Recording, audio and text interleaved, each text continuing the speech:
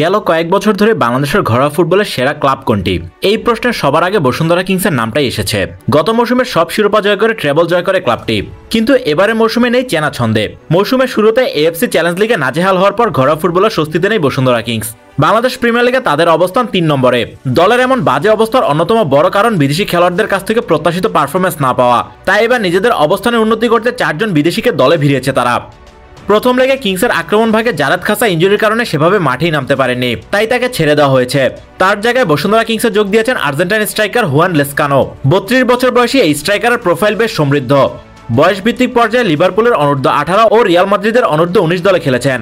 এরপর পেশাদার ক্যারিয়ারে সুইজারল্যান্ড, রাশিয়া, ফিনল্যান্ড, কাজাখস্তান ও অস্ট্রেলিয়ার মতো দেশের শীর্ষ স্তরের ক্লাবে খেলেছেন তিনি। সবশেষ খেলেছেন চীনের দ্বিতীয় স্তরে। ক্লাব ক্যারিয়ারে 247 ম্যাচ খেলে 62 গোল করেছেন লেসকানো। 6 ফুট 2 ইঞ্চি উচ্চতার এই স্ট্রাইকার প্রতিপক্ষ বক্সে বেশ ভয়ঙ্কর। অ্যাডভান্স স্ট্রাইকার হিসেবে নিচে এসে বিল্ড আপে অংশ নেওয়া এবং সময়মতো বক্সে অবস্থান করে জায়গা তৈরি করতে সিদ্ধহস্ত তিনি। গোল স্কোরিং সমস্যা কাটাতে তাই নতুন এই স্ট্রাইকারের উপর আস্থা রেখেছে বসুন্ধরা কিংস ম্যানেজমেন্ট। এদিকে রবসন রবিনহোর সঙ্গে সম্পর্ক ছিন্ন হওয়ার পর উইং থেকে সেভাবে আক্রমণের সুবিধা পায়নি বসুন্ধরা কিংস। রবসন যেভাবে কিংসের আক্রমণের নিউক্লিয়াস হয়ে খেলতেন তার অভাবটা কেউ পূরণ করতে পারেননি। সে ঘাটতি পূরণে ঘানার তরুণ উইঙ্গার ইভান্স ইত্তিকে দলে ভিড়িয়েছে বসুন্ধরা। 23 বছর বয়সী ইভান্স এর আগে ঘানার শীর্ষস্তর ও চীনের দ্বিতীয় স্তরে খেলেছেন। চীনের দ্বিতীয় স্তরে 2 ক্লাবের হয়ে খেলেছেন 93 ম্যাচ, করেছেন 17 গোল এবং 4 অ্যাসিস্ট। লেফট উইং এর পাশাপাশি রাইট উইং এবং সেন্টার ফরওয়ার্ড হিসেবেও খেলতে পারেন ইভান্স। গতির সঙ্গে ড্রিবলিং তার মূল শক্তি। গোল করার চেয়ে গোলের সুযোগ তৈরিতে বেশি অবদান রাখেন তিনি, তাই রবসনের শূন্যতা পূরণে তার উপরই আস্থা রাখা হয়েছে। এদিকে মৌসুমের শুরুতে নাইজেরিয়ান ডিফেন্ডার ইসায়া এজেকে দলে ভিড়িয়েছিল বসুন্ধরা, কিন্তু আশানুরূপ পারফর্ম করতে না পারে মৌসুমের মাঝপথেই তার সঙ্গে সম্পর্ক ছিন্ন করেছে। তার জায়গায় ব্রাজিলিয়ান ডিফেন্ডার ডেসিয়েল অ্যালিসকে দলে ভিড়িয়েছে তারা।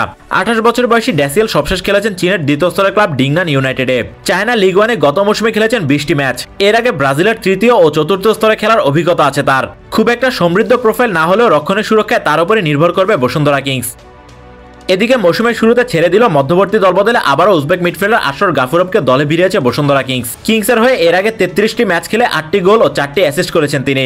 এর আগে উজবেকিস্তানের শীর্ষস্তর ও তুরস্কের দ্বিতীয় স্তরে খেলার অভিজ্ঞতা আছে তার। বসুন্ধরা কিংসের আগে সাইব স্পোর্টিং ক্লাবের হয়ে খেলেছেন বাংলাদেশ প্রিমিয়ার লিগে। গাফুরভের মূল পজিশন সেন্ট্রাল মিডফিল্ড হলেও আরও বেশ কয়েকটি পজিশনে খেলতে পারেন তিনি। সেন্টার ব্যাক, ডিফেন্সিভ মিডফিল্ড এমনকি উইঙ্গার হিসেবেও খেলেছেন তিনি। তাই পরীক্ষিত এই ভার্সেটাইল তারকাকে আবারও ফিরিয়ে এনেছে বসুন্ধরা কিংস। এদিকে 2 ব্রাজিলিয়ান মিগুয়েল ফিগেরা ও জোনাথন ফার্নান্দেজ এবারও রয়েছেন। তাদের সঙ্গে যুক্ত হলেন নতুন 3 জন ও পুরনো 1 জন। দ্বিতীয় লেগে এই 6 বিদেশিকে নিয়ে মাঠে নামবে বসুন্ধরা কিংস। বাংলাদেশ প্রিমিয়ার লিগে সবার উপরে থাকা মোহামেডানের চেয়ে এখনো 7 পয়েন্টে পিছিয়ে আছে তারা। তাই এবার দেখার পালা বড় ধরনের পরিবর্তন এনে নিজেদের অবস্থানের উন্নতি করতে পারে কিনা ভ্যালির ও তিতা শিষ্যরা।